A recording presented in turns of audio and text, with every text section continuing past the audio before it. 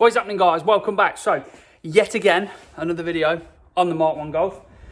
Yeah, another little apology on this one because I've not picked the camera up all week. Yet again, main reason being I'm bitting and bobbing between about 50 different jobs and trying to film it is just it blow my mind. I tried doing it at the beginning and it went wrong. So we've given up with that. Let me go around and show you a few bits that I've done and then we'll get on with putting this exhaust on. So I think in the last video, we'd got the wiring loom sort of in position. And I was waiting for Parker to come over and help me out with the rest of the wiring. So as you can see here, we've got this conduit all sorted now and it splits off into various places. So the headlights and indicator, wherever it is down there, are wide in. We need to put an earth in there. The headlight the other side and indicator is wide in as well. We've gone through and he's helped me plug in pretty much everything I need. We've bought this for the map as well. We've still got a bit of other wiring in here to do and obviously pipe work and things. Everything now though that we need is labelled up so we know where it all goes and what we have to do with it all. If I can show you under here, we've fitted this positive distribution. So this is the main power coming in from the battery. This will go off from here to the starter motor and then from the starter motor off to the alternator. Down here, we've got the outside temp sensor, which just made a little bracket and fitted that to there. Passenger door, glass is in, all the mechanisms in, rubbers are all on, the wing mirror's on, handle is on and working, opening and closing.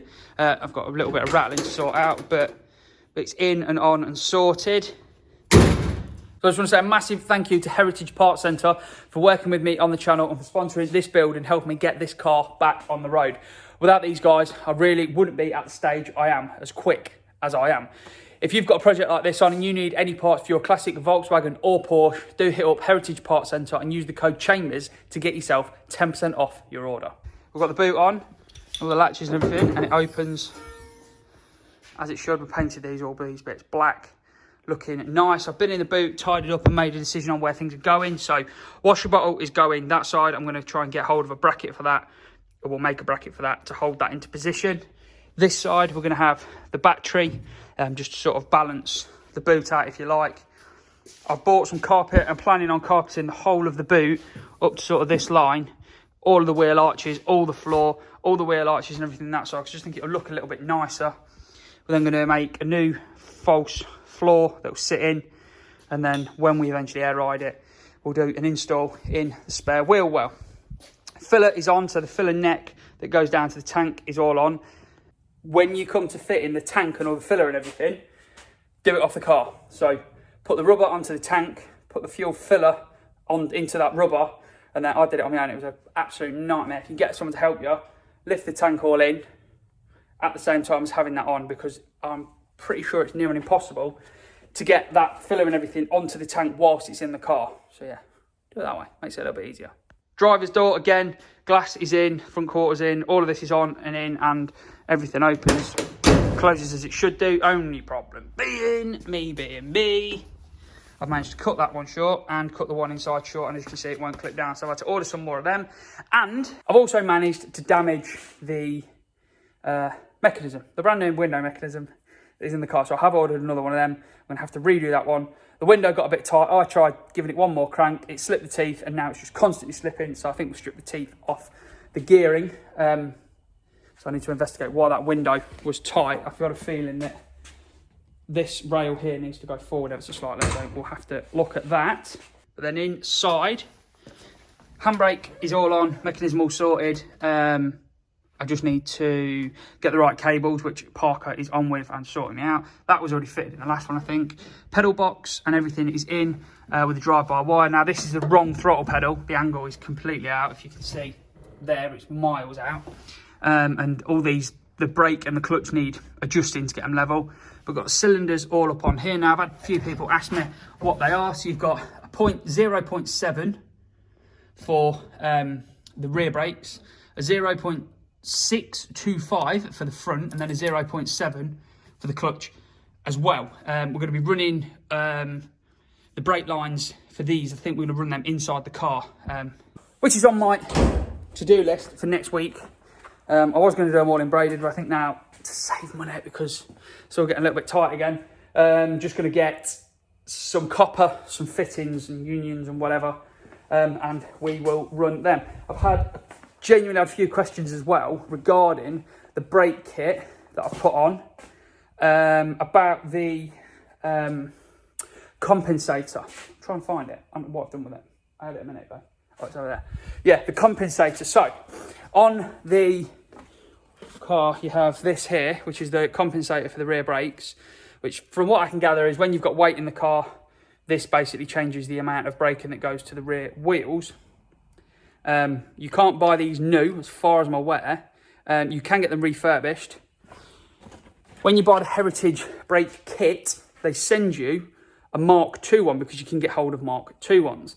So you just have to make yourself a little bracket. There's a few pictures online of how these fit. And there's a few people asking me where I was going to fit that, how I was going to fit it, etc. I'm not fitting it. I'm not fitting it to this. Reason being, we're not using the standard braking system. We've got cylinders on the pedals. We've got no servo assist or anything like that. So what we're going to have is a little bias knob on the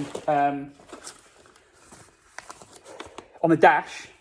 And if you can see in this here, basically this gives an indication you've got a bias bar, and you adjust it, the pivot points, and it means that the rear brakes don't come on as much as the front brakes do when you press the pedal, all them sort of stuff. So I'm not fitting that. I'm just going to be using a bias knob on the dash to, yeah, sort the brakes out. So another little job that we got done this week was getting the bonnet catch fitted. Now, nothing really noteworthy. I've ended up fitting a Mark II bonnet latch because the Mark 1s are nearly impossible to get hold of, and I don't think anyone will really notice. The only main difference is those holes are the opposite way round. We've ended up fitting that, and the reason that it's sort of noteworthy, if you like, is because we've not fitted a bonnet cable. I don't want to see a bonnet cable. I've seen some cars where they've got handles down in, so you'd reach under the front panel to be able to release it. I didn't really want to do that. And I got looking online and realised that the early cars in America, or just the early cars in general, had a little latch that you put your finger in the grille, somewhere there, pulled it, and that released the bonnet, and thought, maybe we can get hold of one of them. No, you can't. So, what I've done is modify the original one. So you put your finger in the badge, pull it over, and it'll release the bonnet. I'll put my phone on a tripod, put this bit in, and show you what I mean. So that bit's fitted to your bonnet, close your bonnet, locks down, locks in place, all okay. This is a little aggressive, you've not got the weight of the bonnet and all of that, but you basically come over, finger in through the badge does move because it's broken, finger in the badge, pull it over to one side, and release your bonnet. Nice and easy, in there, release your bonnet. Now, I'll take this back and show you what I've done. So I have fitted the grille and got these clips, and I don't really want to go taking these out because I've not got many, but you can see here, we've got this little paddle that basically is just welded, if I can get it to focus, it's just welded onto the original latch. I've cleaned it and trimmed it to get it to clear the intercooler because it's quite close, but all that basically does, you just push that across, if I can keep focus, you just push that across and it opens the bonnet. I think that's quite a nice, neat, simple solution to a problem that pretty much I created. So that's a roundup of what we've been up to. I've been Googling and searching for other stuff, ordering loads of other parts. But, as you've seen by the thumbnail, what we're going to be doing in this episode is this lovely track slag exhaust, which is all the way from the turbo to the back. So, car is there. Oh yeah, we've picked the bike up as well, that's sat there now. So, get the car up in the air, and we'll make a start fitting this.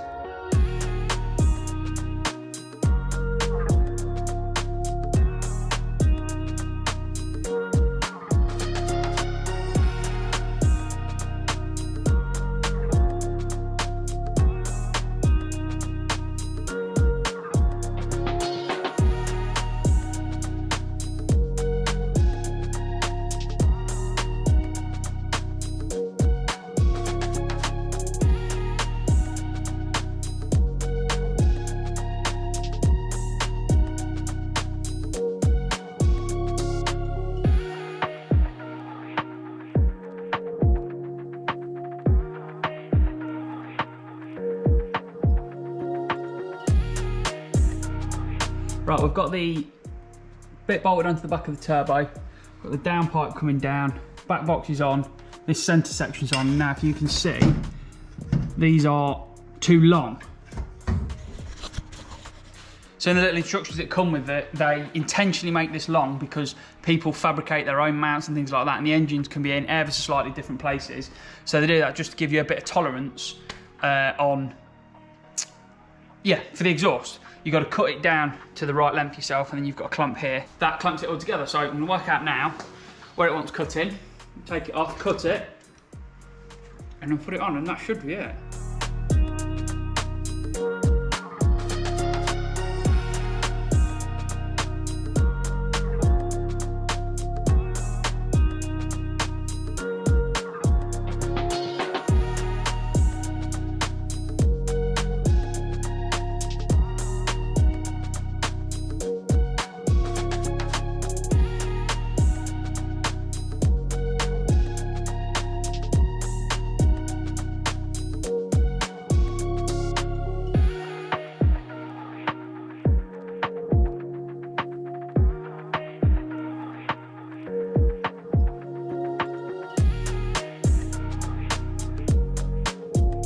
There we go, exhaust is fitted. So it's all bolted up to the turbo down there, joint there, heat wrapped to a point. Ignore the cable tie, I've ordered some proper clips, that was just to get it on there because the kit didn't come with any. We're gonna get some more heat wrap, and we're gonna heat wrap pretty much this entire front section, just because it's a bit close, well, it's on these gear cables, it's a bit close to this, I don't wanna go heating this up. And then coming around the back, we're gonna be heat wrapping it probably from this join all the way to this joint as well because of the fuel tank, etc. It's all mounted on and looking pretty nice and central in the hole. It took a bit of messing around and a bit of faffing because you've got to bend these brackets and bend the front brackets and all sorts to get it to sit exactly where you want, but it's not touching anywhere. It shouldn't knock anywhere. So that is that on. And don't forget to take that off, otherwise it won't come off when it gets hot. But look at that, looking so sick. Oh yeah, and we've thrown the bumper on as well, although it's not clipping in properly in the right place, but we'll worry about that at a later date. So I've just thrown the original bumpers on because we haven't got any new ones. We'll get a bit of back to black on these or whatever, clean them up, and they'll do a job and look pretty nice. So that's another week over and done with. I thought I'd had a good week, but I really don't feel like I've actually achieved a massive amount. Fingers crossed, next week, we might try and get it to fire. We're probably not going to be able to drive it, but we're going to try and get it to fire. So hopefully, fingers crossed, that will be the next episode. Finalise a bit of the electrics up, plug some things in, put some fluids in, sort the fuel pump out. Still so much to do. But that's that one then, guys. Hopefully you've enjoyed it. Until next time, enjoy.